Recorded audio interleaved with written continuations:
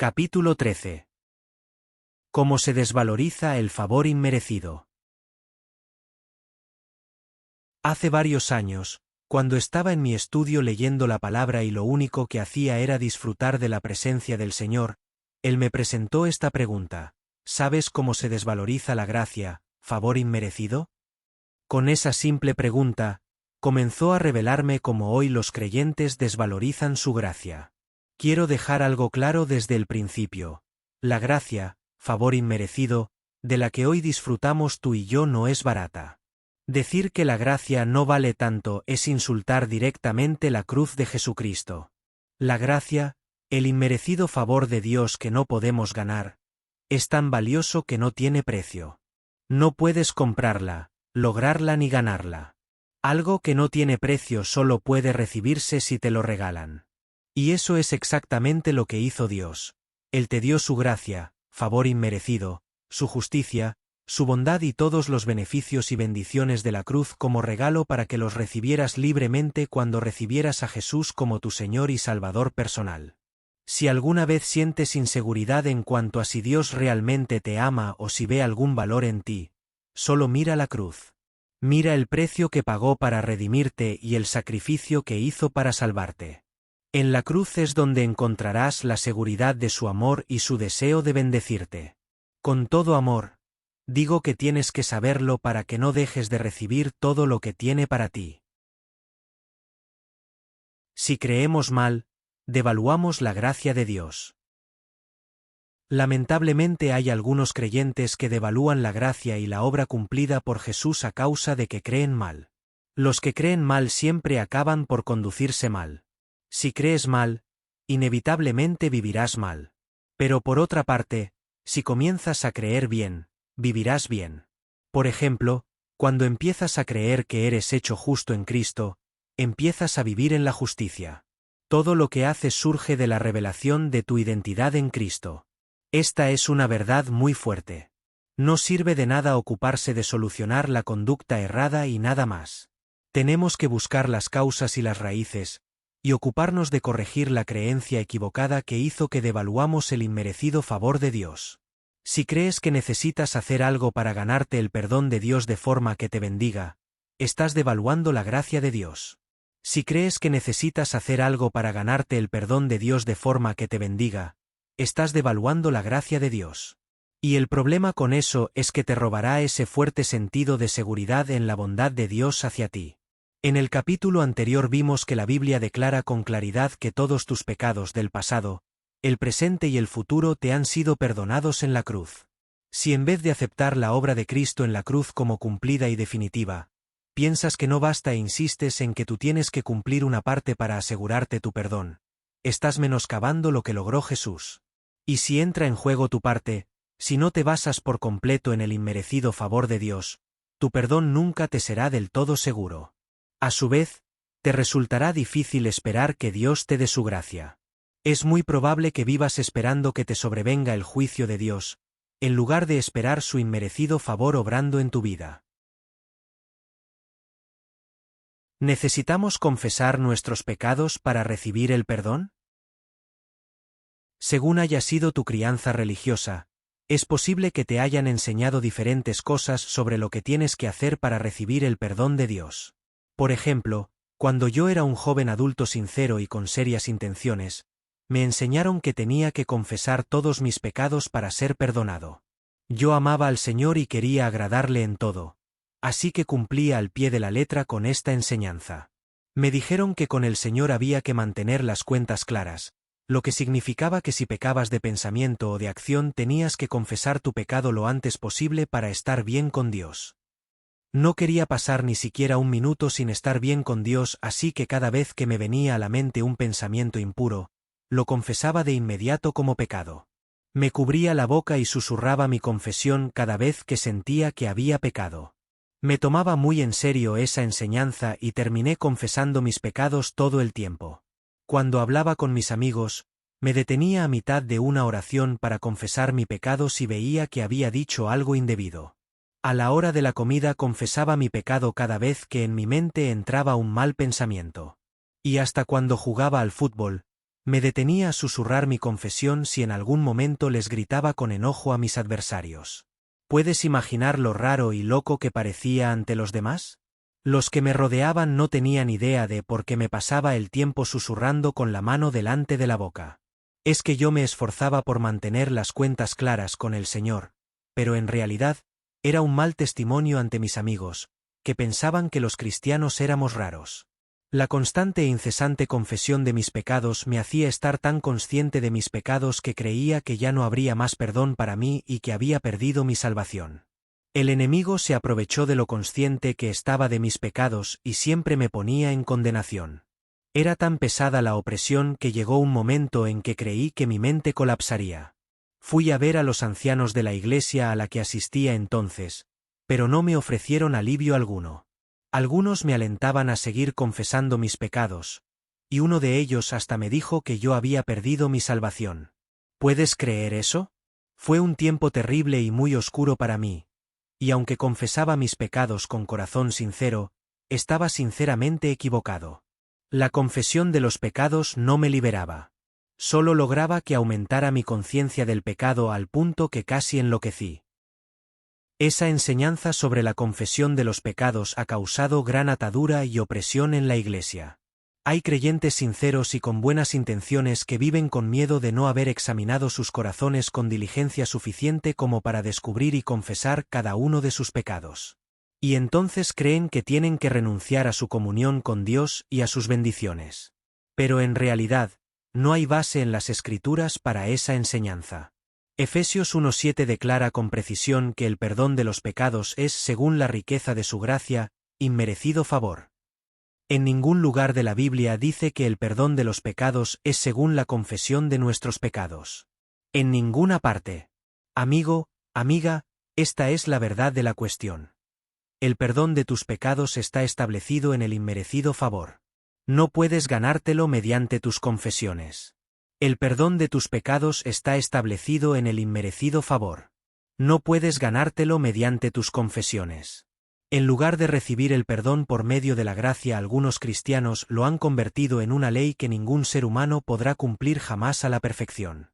Si crees que no estás bien con Dios a menos que confieses todos tus pecados, quiero preguntarte lo siguiente. ¿Has confesado hoy todos tus pecados? ¿Has confesado tus preocupaciones? ¿Has confesado lo que no es de la fe, si la Biblia considera que todo lo que cabe en esa categoría es pecado? ¿Has confesado todos los malos pensamientos que tuviste en los últimos 5 minutos? ¿Cuándo te confesaste por última vez? ¿Qué tan claras están tus cuentas con el Señor? Verás, si conviertes el perdón de tus pecados en tu responsabilidad, y lo mantienes como ley que tienes que cumplir, seguro que fracasarás. No hay forma en que alguien pueda confesar todos sus pecados a la perfección. Uno se volvería loco. Si realmente crees que tienes que confesar tus pecados para obtener perdón, no puedes elegir al azar qué pecados confesarás, ignorando el resto. La ley actúa basada en la totalidad y la Biblia declara lisa y llanamente que el que cumple con toda la ley pero falla en un solo punto ya es culpable de haberla quebrantado toda. Si realmente necesitas confesar tus pecados para recibir el perdón, tienes que confesar cada uno de los puntos en que fracases, todo el tiempo. De otro modo, sigues siendo culpable de haber quebrantado toda la ley porque habrá un juicio sin compasión. Ahora empiezas a ver lo absurdo de la enseñanza sobre la confesión de los pecados, y la atadura y la opresión que acompañan esta enseñanza. ¿No es esto lo que Dios tiene en su corazón para ti? Y por cierto, no está basado en el nuevo pacto de su inmerecido favor, que declara que Él nunca más se acordará de todos tus pecados. Y si Dios ya no los recordará, el pecado ya no puede impedir que estés unido a Dios y recibas las bendiciones que Él quiere que disfrutes. Así que, tengamos algo en claro al respecto. ¿Estás bien con Dios porque has confesado todos tus pecados a la perfección? ¿O por el sacrificio de Jesús, una vez y para siempre, por todos los pecados? ¿Por cuál de las dos cosas es? Porque no puedes creer en ambas al mismo tiempo. O crees en Jesús y solamente en Él para que te perdone o crees en tu propia confesión de los pecados para obtener perdón. Pablo no escribió sobre la confesión de pecados. Pero, Pastor Prince, ¿Qué pasa con 1 de Juan 1:9 que dice? Si confesamos nuestros pecados, Dios, que es fiel y justo, ¿nos los perdonará y nos limpiará de toda maldad? Buena pregunta. Estaba a punto de referirme a este versículo. Cada vez que surge la enseñanza sobre la confesión de pecados, hay alguien que cita a 1 de Juan 1:9. Antes de entrar en el contexto de este pasaje, quiero decir que uno no puede edificar una doctrina basándose en un solo versículo de la Biblia. La enseñanza tiene que ser confirmada y establecida por varios versículos antes de que sea sólida. Ahora bien, ¿te has preguntado alguna vez por qué Pablo, el apóstol del favor inmerecido de Dios, el hombre que escribió más de las 2/3 partes de las epístolas del Nuevo Pacto, no efectuó ni la más leve mención de la confesión de pecados a todas las iglesias a las que les escribió? No hace falta que me creas porque lo diga yo. Revisa todas las cartas que escribió Pablo: Romanos, Corintios, Gálatas, Efesios, Filipenses, Colosenses, Tesalonicenses, Timoteo, Tito, Filemón y Hebreos. De este último no está claro quién es el autor, pero muchos académicos reconocidos opinan que fue Pablo, lo que también yo creo. Pablo escribió mucho a todas esas iglesias, y sin embargo, ni una sola vez menciona la confesión de pecados en todas sus cartas inspiradas por el Espíritu. ¿Por qué? Pablo tenía la oportunidad perfecta para enseñarles a los de Corinto a confesar sus pecados de fornicación cuando les escribió, porque era claro que habían pecado. Pero, ¿qué hizo el apóstol entonces? Les dijo: ¿acaso no saben que su cuerpo es templo del Espíritu Santo, quien está en ustedes? ¿No les dijo: ¿no saben que su cuerpo era el templo del Espíritu Santo? Ahora, vayan y confiesen sus pecados y restauren su comunión con Dios, y tal vez vuelva a poner en ustedes su espíritu. Ni siquiera una vez mencionó que tenían que confesar sus pecados. En cambio, les recordó su identidad en Cristo e incluso en sus errores. Mantuvo que sus cuerpos son, tiempo presente, el templo del Espíritu Santo. Pablo aparentemente creía que al recordarles a los creyentes que debían tener conciencia de quiénes eran y que tenían en Cristo continuamente, les daría la clave para la victoria contra sus pecados. Si la confesión de pecados es tan importante para la Iglesia, ¿cómo podría haberla omitido Pablo en todas sus cartas a esas congregaciones? Si nuestro perdón de los pecados de veras depende de que los confesemos, ¿no ha sido terriblemente injusto Pablo al no incluir tal enseñanza en alguna de sus cartas? ¿No piensas que Pablo, que amaba a la Iglesia, habría escrito acerca de la confesión de pecados en cada una de sus cartas, dándonos detalladas instrucciones sobre cómo confesar nuestros pecados, si confesarlos de veras fuera necesario para que obtuviéramos el perdón? Ahora bien, toda la Biblia fue escrita por inspiración del Espíritu Santo.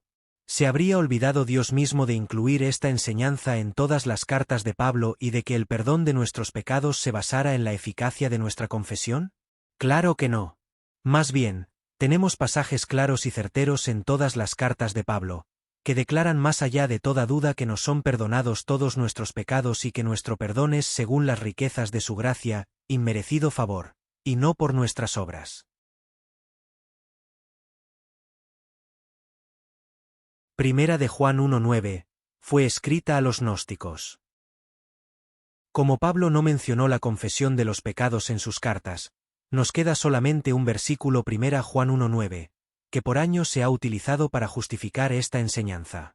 Ahora bien, antes de seguir, recuerda que Miles Coverdale, que tradujo y produjo la primera Biblia en inglés, dijo: te será de gran ayuda entender las Escrituras si prestas atención no solo a lo que se dijo o escribió sino a quién, por quién, con qué palabras, en qué momento, dónde, con qué intención, bajo qué circunstancias, considerando lo que sucedió antes y lo que sucedió después. Al leer la Biblia, observa siempre el contexto de los versículos. Extraer el texto e interpretar fuera de su contexto es un craso error. No te dejes engañar. Lee todo dentro del contexto en el que está. Al leer el capítulo 1 de 1 Juan, una de las cosas que necesitas observar es a quién le estaba escribiendo. Verás que en la primera parte de la epístola no hay saludos a creyentes.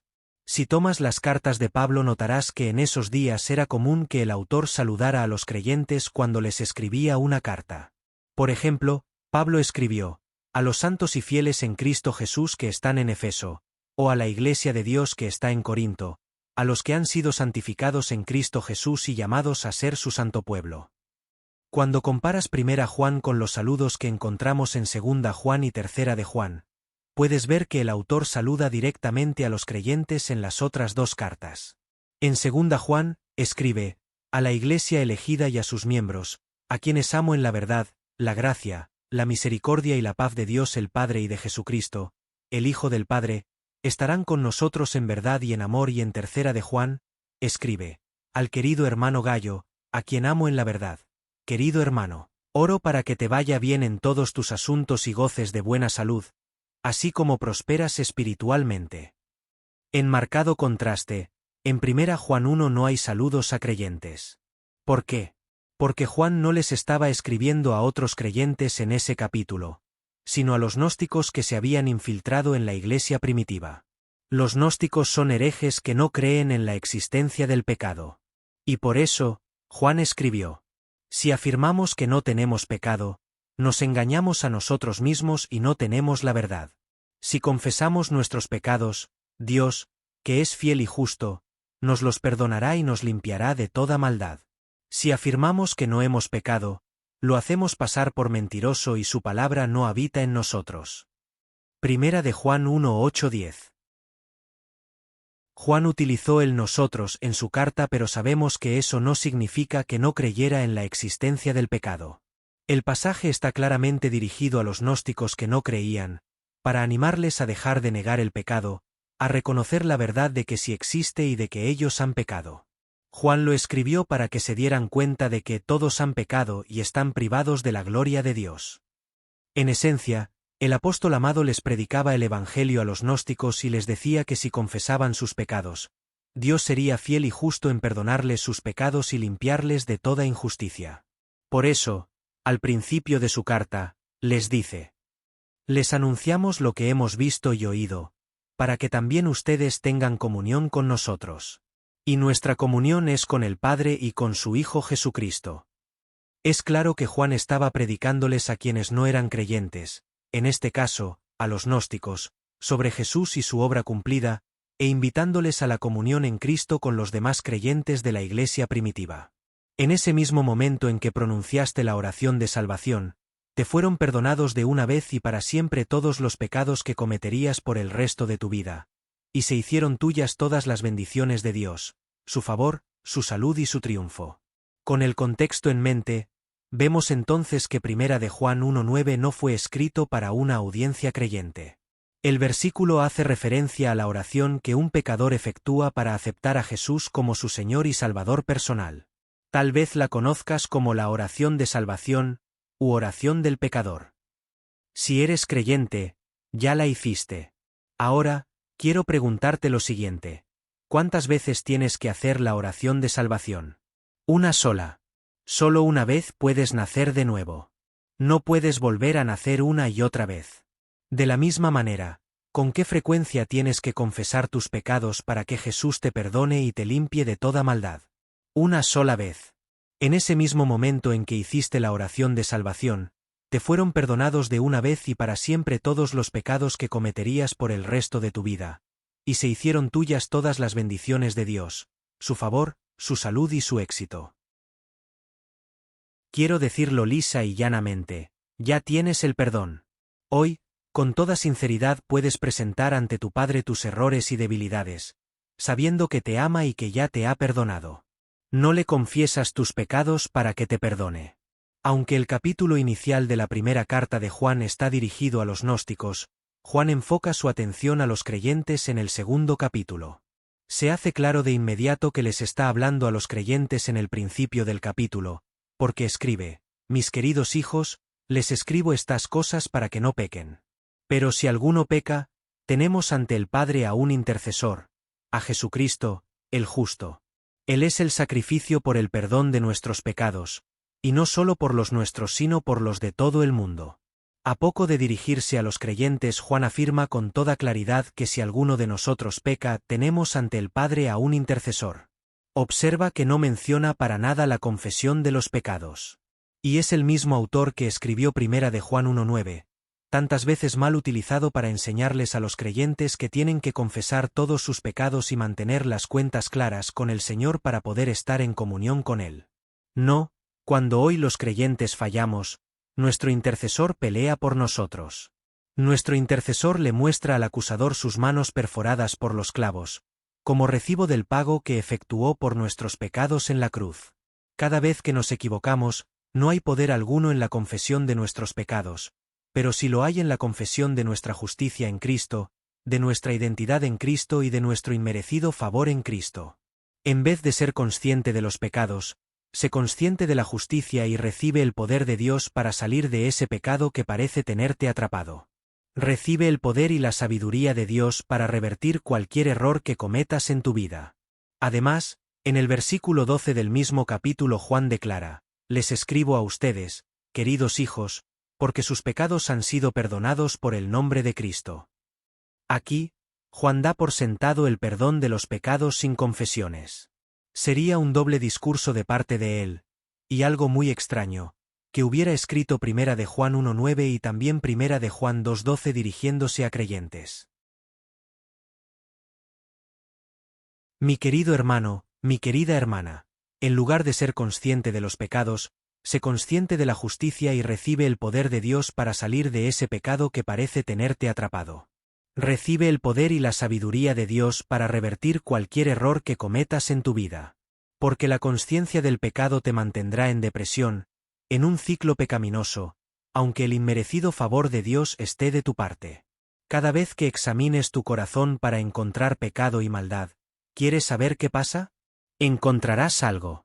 En vez de mirar tus propios errores, deja de ver hacia adentro y mira a Jesús. Mira a su corazón de amor y su perdón para ti. Cuando sabes que no mereces su gracia, inmerecido favor, pero aún así la recibes, ¿puedes evitar el ser transformado? ¿Cómo podrías evitar el querer adorar a Dios? Jesús no quiere que vivas consciente de tus pecados. Quiere que vivas consciente de tu justicia en Él. Cuando más consciente estés de tu identidad justificada en Él, tanto más te transformará su inmerecido favor, tanto más se disipará el deseo de pecar y tanto más sincera será tu adoración. Los creyentes que saben que toda su vida de pecado ha sido perdonada por la sangre de Jesús, no quieren salir corriendo a pecar como el diablo. Se vuelven sinceros adoradores de Cristo, con corazones purificados por su sangre, y ya no tienen más conciencia de pecado.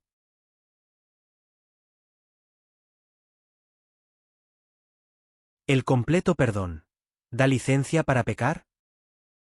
Leamos Lucas 7:36 al 50 para ver qué dijo Jesús sobre el perdón de los pecados. Simón, el fariseo, había invitado a Jesús a su casa. Mientras éste estaba sentado a la mesa en casa de Simón, una mujer se le acercó. Ella comenzó a llorar y le lavó los pies con sus lágrimas. Luego se los secó con sus cabellos, los besó y los ungió con óleo fragante. Cuando Simón vio eso, se preguntó: «Este hombre, si fuera profeta, sabría quién es esta mujer y de qué clase es la que le está tocando, porque es una pecadora». Aunque Simón no lo dijo en voz alta, es interesante que Jesús le respondiera presentándole esta pregunta. Había un acreedor que tenía 2 deudores. Uno le debía 500 denarios y el otro 50. Y cuando no pudieron pagarle, les perdonó la deuda a ambos. Dime entonces, ¿cuál de los dos lo amará más? Simón respondió: supongo que ese al que le perdonó más. Jesús le dijo: has juzgado correctamente. Jesús se volvió a la mujer y le dijo a Simón: ¿ves a esta mujer? Yo entré en tu casa y no me diste agua para lavarme los pies, pero ella lavó mis pies con sus lágrimas y los secó con su cabello. Tú no me besaste, pero esta mujer no ha dejado de besar mis pies desde el momento en que entré. Tú no ungiste mi cabeza, pero esta mujer ha ungido mis pies con perfume. Por eso te digo, sus pecados, que son muchos, le son perdonados porque ella amó mucho. Pero al que poco se le perdona, poco ama. Solo amarás mucho a Jesús cuando experimentes su abundante gracia e inmerecido favor que te perdona todos tus pecados, pasados, presentes y futuros. La mujer amaba mucho a Jesús porque sabía que le había sido perdonado mucho. En realidad, a nadie se le ha perdonado poco. A todos se nos ha perdonado mucho. Pero esta mujer lo sabía. Así que lo más peligroso sobre esta doctrina del completo perdón de los pecados es que te enamorarás de Jesús y terminarás cumpliendo sin esfuerzo alguno el mayor mandamiento. Ama al Señor tu Dios con todo tu corazón, con toda tu alma y con toda tu mente. Aleluya. Si piensas que te ha sido perdonado poco, amarás poco. Pero cuando conoces la verdad de lo mucho que se te ha perdonado, amarás mucho a Jesús. Saber lo mucho que se te ha perdonado es el secreto para amar a Jesús. Es decir, que solo amarás mucho a Jesús cuando experimentes su abundante gracia e inmerecido favor que te perdona todos tus pecados, pasados, presentes y futuros. Pero devaluarás su gracia si piensas que solo te ha perdonado tus pecados hasta el momento de tu salvación y que, después, tienes que depender de tu confesión de pecados para recibir perdón. El perdón de Dios no se nos da en cuotas. No andes por allí pensando que cuando confiesas un pecado Dios te perdona solo por ese pecado. De modo que, la próxima vez que peques, tienes que volver a confesar tu pecado para que te vuelva a perdonar. Ese tipo de creencias deprecian su gracia.